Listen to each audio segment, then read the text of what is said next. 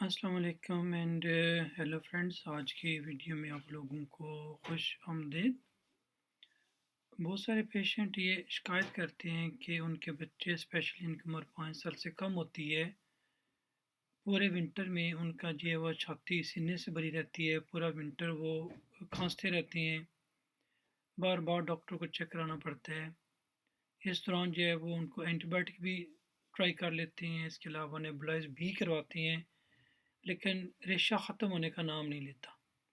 سمر تو اچھا گزر جاتا ہے، لیکن ونٹر جو ہے پیرنٹس کا وہ بڑی پریشانی میں گزرتا ہے کہ ان کو یہ پرابلم بنی رہتی ہے۔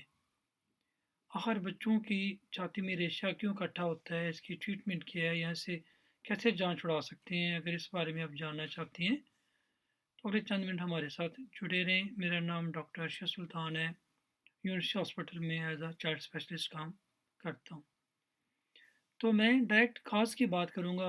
آخر ایسی کیا وجہ ہوتی ہے کہ جو ہی تھوڑا ٹیمپریچر ٹھنڈا ہوتا ہے تو بچے کھانسنا شروع کر دیتے ہیں، کھانسی کے ساتھ ریشہ ہوتا ہے، اس کے علاوہ جو ہے کہیں انفیکشن ہو تو ان کا سانس پھولنا شروع کر دیتا ہے، بار بار ڈاکٹر کو چیک کرانا پڑتا ہے، لیکن اس کے باوجود بچہ پراپر ٹھیک نہیں ہوتا۔ اس کی 5 جو کامن کازز ہیں ان میں سب سے جو کامن ہے اس کو ہم استھما کہتے ہیں، کہ بچوں کو استھما ہوتا ہے، استھما کی وجہ سے کھانسی آتی ہے، ریشہ بن جاتا ہے، اور جب کوئی ساتھ وائرس انفیکشن ہوتی ہے تو سانس پھولنا شروع ہو جاتا ہے، بار بار نیبولائز کرنا پڑتا ہے۔ کچھ دن ٹھیک گزرتے ہیں، لیکن جو ہی پھر دوبارہ کوئی موسم چینج ہوتا ہے، ٹھنڈی ہوا چلتی ہے یا بچہ کوئی ٹھنڈی چیز کھا لیتا ہے تو دوبارہ استھما کا مسئلہ بن جاتا ہے۔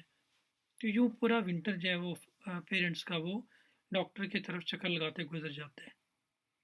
دوسری جو کامن کاز ہوتی ہے اس کو ہم بولتے ہیں پرولانگ بیکٹیریل برونکائٹس۔ کچھ خاص قسم کے بیکٹیریا ہوتے ہیں جو لنگز میں جا کے برونکائٹس کاز کرتے ہیں، جس کی وجہ سے بچے میں ریشہ آ جاتا ہے، بچہ کھانسی کرتا ہے، اینٹی بایوٹک دیتے ہیں، چند دن گزرتے ہیں، لیکن دوبارہ پھر بھی مسئلہ شروع ہو جاتا ہے، ایک پرماننٹ مسئلہ حل نہیں ہوتا۔ تیسری چیز جو کامن ہے لیکن زیادہ فیملیئر نہیں ہے، اس کو بولتے ہیں ٹریکیوملیسیا اور برونکوملیسیا۔ اس میں بھی یہ ہوتا ہے کہ ریشہ جو ہے وہ ایئر ویز میں اکٹھا ہو جاتا ہے، چھاتی میں اکٹھا ہو جاتا ہے، وہ باقاعدہ پیرنٹس جب فیل کرتے ہیں تو ان کو فیل ہوتا ہے کہ ان کے ہاتھوں کو ریشہ چیسٹ کے اندر محسوس ہو رہا ہے، بچہ کھانسی کرتا ہے، کھانسی کے ساتھ ریشہ آتا ہے، اور بہت زیادہ ٹریٹمنٹ کرنے کے باوجود بھی بچہ ٹھیک نہیں ہوتا۔ اکثر پیرنٹس استھما کی ٹریٹمنٹ بھی دیتے ہیں، اس سے بچہ بہتر نہیں ہو پاتا۔ چوتھی جو کامن کاز ہے وہ یہ ہوتا ہے کہ بچے کے سائنس میں یا بچے کی نوز میں انفیکشن ہوتی ہے، وہاں سے ریشہ گلے میں گرتا ہے اور اس کی وجہ سے بار بار کھانسی آتی ہے اور ریشہ ہوتا ہے۔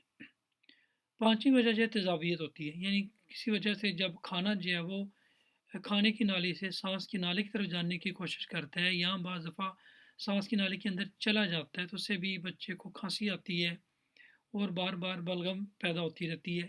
یہ کھانسی اکثر جو ہے وہ رات کو آتی ہے، دن کو بچہ ٹھیک ہوتا ہے، لیکن رات کو جب بچہ سوتا ہے تو وہ کھانسی کرنا شروع کر دیتا ہے اور ساتھ ریشہ بھی ہوتا ہے۔ اس کے علاوہ بہت ساری اور بھی کازز ہوتی ہیں جو قدرے ریئر ہوتی ہیں، زیادہ کامن نہیں ہے، اس لیے ان کے اوپر زیادہ بات نہیں کی۔ تو جو موسٹ کامن کازز ہیں ان کے میں نے اوپر بات کی ہے، تو انشاءاللہ اگلے میں چند ویڈیوز میں بتاؤں گا کہ ان کو ڈائگنوز کیسے کرتے ہیں اور ٹریٹ کیسے کرتے ہیں، تاکہ جو کھانسی اور ریشہ مستقل طور پر ختم ہو جائے۔